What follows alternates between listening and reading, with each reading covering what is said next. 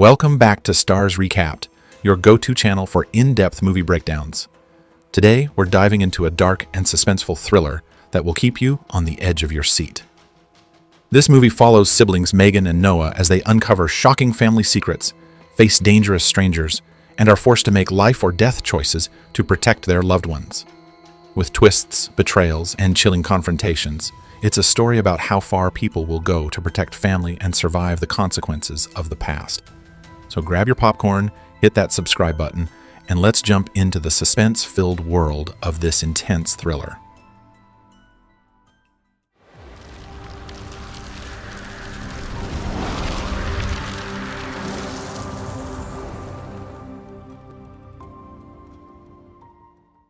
The movie begins with an elderly woman named Judy relaxing and watching TV while her caretaker Grace is busy preparing something in the kitchen. As Judy glances toward the shelf, she notices a creepy clown doll slightly out of place. Wanting to fix it, she carefully climbs up on a stool, adjusts the doll, and steps down safely. But just as she's about to put the stool away, something unsettling happens. The story then shifts to a hospital, where Judy's children, Megan and Noah, arrive after hearing the news. Megan anxiously tells Noah that the doctors said their mother had a severe stroke and she may never speak again.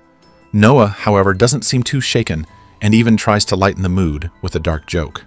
We're also introduced to Megan's husband, Diego, who shows up with their two young boys. After Diego takes the kids home, Megan and Noah go to see their mother. Seeing her lying motionless breaks their hearts. As they leave the hospital, it's revealed that Noah had traveled from another city, rushing back only after hearing about their mother's tragic condition. A few moments later, Megan and Noah spot a scruffy-looking man named Doug Metzger wandering aimlessly down the street. Megan quietly mentions that he stays in a local group home, hinting that something's not quite right with him. Soon after, the siblings reach their mother's old house, only to find the place in complete disarray. Dust, clutter, and years of neglect everywhere. As they head down to the basement, the situation gets worse. Water is leaking from a broken pipe, and mold has spread across the walls. Seeing his childhood possessions destroyed, Noah loses his temper and starts shouting in frustration.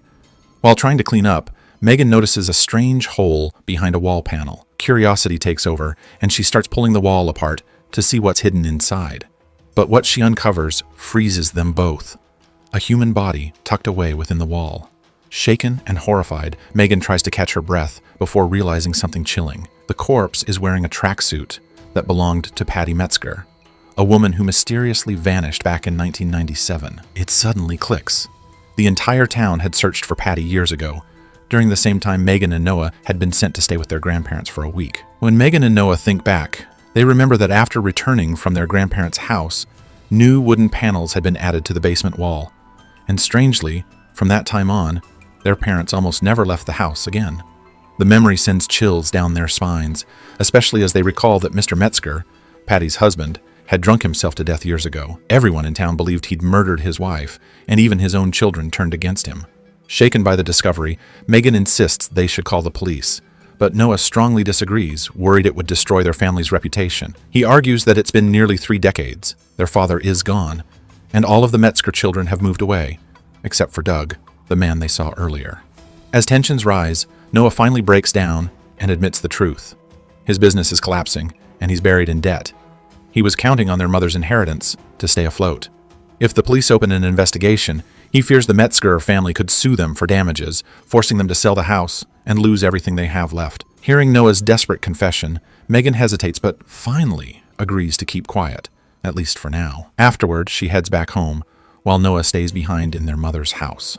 Later that evening, Megan's husband Diego notices how tense and distant she seems. Believing her stress is just from dealing with her mother's condition, he tries to comfort her without pressing further. Meanwhile, Noah begins exploring the old house, rummaging through drawers and cabinets.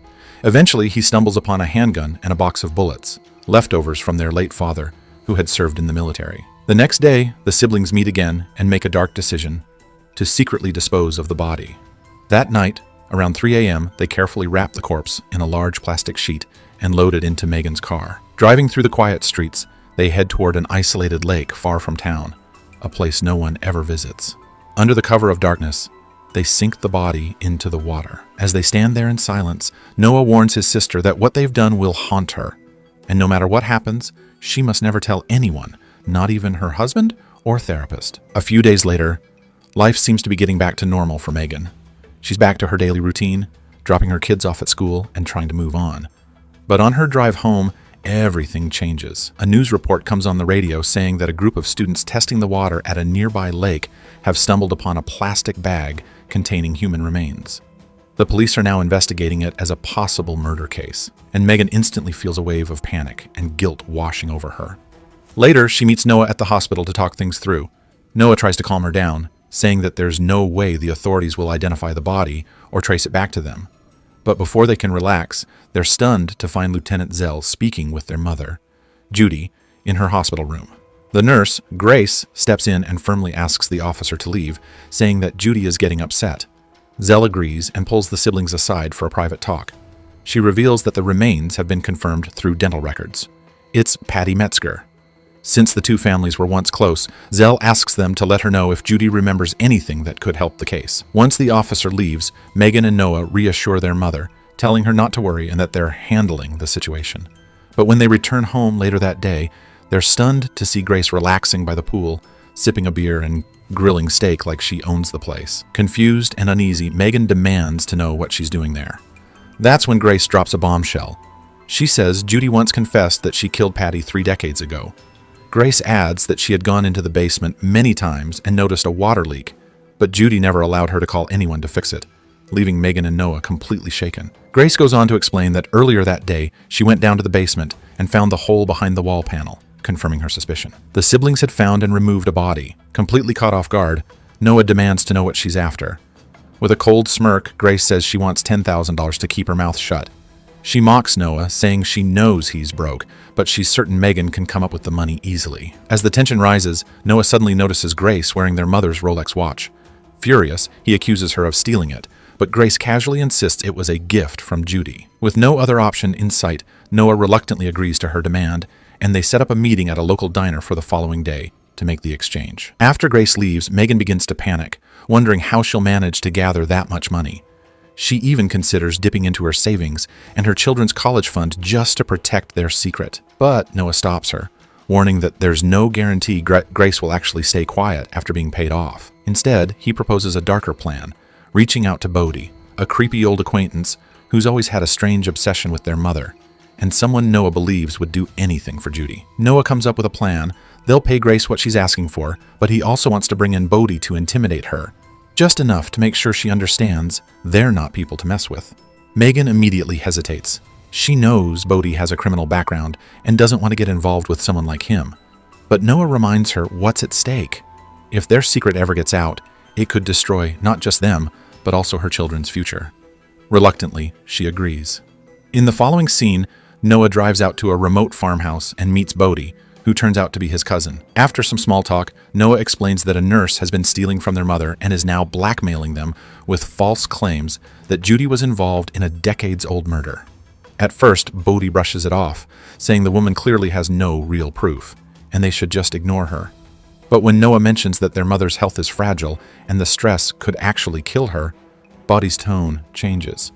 Concerned for his aunt, he finally agrees to step in and scare Grace into keeping quiet. The next morning, Megan and Noah sit nervously in their car outside the diner, waiting for Grace to arrive. Soon, Bodhi pulls up and joins them. Megan thanks him for coming, and he simply replies that family always comes first. A few minutes later, Grace appears, looking as smug as ever. Noah gets ready to approach her, but Bodhi stops him, saying he'll take care of it himself. He grabs the envelope of cash and walks inside. When Bodhi sits down across from Grace, she immediately mocks him, guessing that the siblings hired him to try and scare her, and laughs that it's not working. She starts running her mouth, insulting Judy and her kids, saying they've always been selfish and fake. But the moment Bodhi spots Judy's Rolex watch gleaming on Grace's wrist, his expression darkens.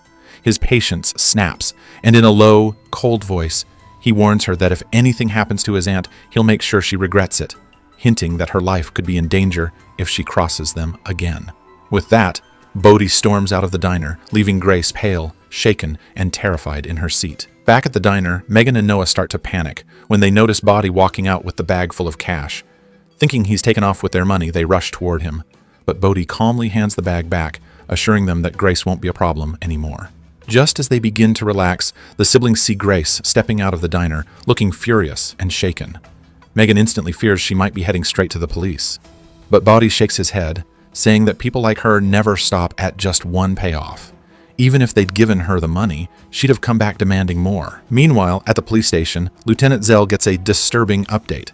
Her team reports that Patty's body was only recently placed in the lake, even though the victim has been dead for nearly 30 years. The new evidence suggests someone recently moved the remains, and Zell knows this case is far from over. Later that night, Noah is alone at home when the doorbell starts ringing over and over. Uneasy, he checks the door and freezes when he sees Grace standing there with a large, intimidating man beside her. Terrified, Noah quickly texts Megan for help while she's busy doing a live stream clothing sale from her room. Outside, Grace begins pounding on the door, shouting threats and demanding to be let in. Shaking with fear, Noah finally gives in and opens the door, not knowing what's about to happen next. Suddenly, Grace grabs Noah's phone and uses it to send Megan an ultimatum. She has 19 minutes to show up, or she'll call the police. Terrified, Megan wastes no time. She quickly tells Diego there's an emergency at the hospital and rushes out, her heart pounding. When she finally reaches the house, it's too late.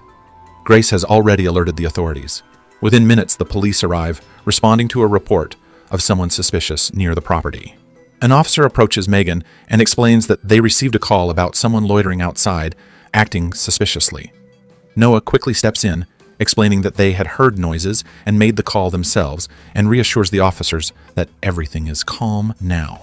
Despite his explanation, one officer enters the house to check. Thinking quickly, Noah introduces Grace and the large man as his friends, trying to prevent the situation from spiraling further. The officer scans the house, but finds nothing suspicious and eventually leaves, satisfied. Once the coast is clear, Grace turns her attention back to the siblings with a new demand. She now wants $25,000 and insists the exchange happen at an abandoned train bridge. She warns that if she sees Bodhi again, she'll immediately call the police. Tensions escalate when the large man suddenly punches Noah hard before storming off. Later, as Grace drives, the big man, named Sean, suddenly clutches his stomach and asks her to pull over. To everyone's surprise, he isn't a hardened thug at all, but a regular hairstylist who's never been in a real fight. Sean scolds Grace for dragging him into such a dangerous mess, clearly terrified, but Grace reminds him of the incentive. The money could help pay for his daughter's college. She also drops a chilling warning. Even after he helps, she still plans to betray the siblings once she's received her payment. The next day, Megan and Noah meet Grace and Sean at the agreed-upon location for the payoff. Megan nervously admits she's only been able to gather $22,000 on such short notice, promising to cover the remaining amount later. Sean urges Grace to take the money and leave, but the greedy nurse refuses, threatening to call the police instead. Fed up, Megan boldly tells her to go ahead, insisting that all she's done is try to protect her family. But Grace responds with a barrage of insults, pushing Megan over the edge. In a sudden move, Megan lashes out and kicks Sean's injured knee, causing him to fall and hit his head, bleeding heavily. Grace panics, insisting they get him to a hospital, and Megan reluctantly agrees. At that moment, Noah pulls out a gun. In the chaos, he fires at Sean. Grace, terrified, tries to escape, but Noah shoots her in the back, sending her tumbling into the water where she disappears from sight. Later, when Megan and Noah return home, Noah is visibly shaken by the events of the night. Megan calmly tells him to wash up and change his clothes, trying to help him regain some composure. Out of the blue, Noah says he's considering calling his father's lawyer to confess everything. But Megan sharply warns him not to tell anyone or even look up anything online. Moments later, Megan is startled by a visitor. It's Doug. He casually mentions that he hasn't seen her in years, but before leaving, he points out something in her hair. Megan's stomach drops when she realizes it's blood, a chilling reminder of what just happened. The next morning, authorities arrive to investigate Sean's death on the bridge. Not long after, Grace's body washes up on the shore, catching everyone off guard. Lieutenant Zell immediately recognizes Grace and later calls Megan and Noah in for questioning. During the investigation, it comes to light that Sean was actually Grace's ex-husband. The siblings, however, insist that they barely interacted with Grace and had no idea what Sean even looked like, trying to distance themselves from the deadly chain of events. The lieutenant can't help but notice a strange pattern. Ever since Megan and Noah returned to town, 3 bodies have turned up, and each seems somehow connected to the siblings. A few days later, during a quiet family dinner, Bowdy shows up unannounced at Megan's house, instantly putting her on edge. He wastes no time stirring the tension, bringing up Grace's death and making his cousins visibly uncomfortable. He even teases the kids, hinting that he knows a big secret about their mom and Uncle Noah. But Bodhi quickly shifts gears, insisting that family must stick together, and lightens the mood by inviting everyone to his house for lunch on Sunday, leaving the siblings uneasy but relieved at the temporary distraction. The next day, Megan and Noah talk about Bodhi's strange behavior, with Noah worried that he might know they were responsible for the nurse's death. He warns that Bodhi is unpredictable and could expose their secret if they're not careful. Megan, trying to stay calm, tells him not to overthink things and to focus on moving forward. But Noah can't shake the guilt. He starts having nightmares about what happened, and eventually turns to drugs to cope with the stress. The following day, the siblings head to Bodhi's farmhouse. Bodhi seems a little disappointed that the kids didn't tag along. At Megan's request, he invites them inside, but can't help feeling slightly embarrassed by how messy and cluttered his home has become. Bodhi then leads Noah to a room that's clearly a personal treasure trove, filled with an impressive collection of swords and daggers. He picks up one of the weapons and challenges Noah to a mock duel. Reluctantly, Noah agrees, and the two start a playful sparring match. But Bodhi quickly gains the upper hand, pointing a sword at Noah as if he's about to strike for real. Before anyone gets hurt, Bodhi laughs and reveals he was just joking.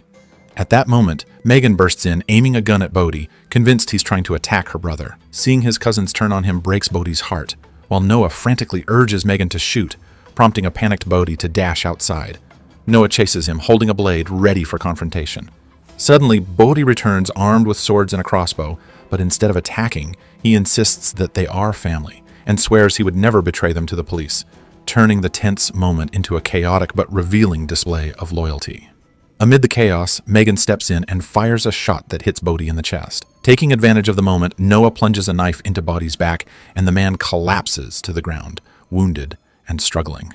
Noah leans in, trying to confirm if Bodhi is really dead, when suddenly Bodhi lashes out and stabs his hand. Reacting immediately, Megan fires another shot, finally putting an end to the attack. Afterward, she carefully removes the knife from Noah's hand, soaks it in vodka, and wraps it securely in cloth, making sure there's no trace of what just happened. Later, the siblings dispose of Bodhi's body in a remote, isolated lake. Surprisingly, Megan feels a rush of excitement rather than fear, showing just how far the events have changed her. In the next scene, Megan confronts her mother, accusing her of killing Patty after having an affair with her father. Judy, overcome with remorse, pleads with Megan to reveal the truth, but Megan insists that it's far too late for confessions. Megan presses her mother for details, and Judy quietly whispers two faint words: "Fell Patty." The implication is that it could have been an accident, but Megan doesn't seem convinced. Shortly afterward, Lieutenant Zell arrives at the hospital to question Megan about Noah's hand injury. Megan calmly explains that he had accidentally stabbed himself while cutting an avocado. Zell also points out that Grace was found with a Rolex engraved with Judy and her husband's initials, suggesting it was a gift from their mother. This time, Megan answers all of Zell's questions confidently and without fear. Before leaving, the observant lieutenant remarks ominously that murders like these eventually come to light, even if it takes decades to solve. Later, when Megan returns to her mother's house, she's taken aback to find Noah and Doug casually playing video games in the basement. Doug reveals that Noah confessed everything to him, but he's not angry. He's decided to let the matter rest. However, Megan reacts in a shocking way. Noah, horrified, explains that he couldn't handle the guilt and needed to confide in someone.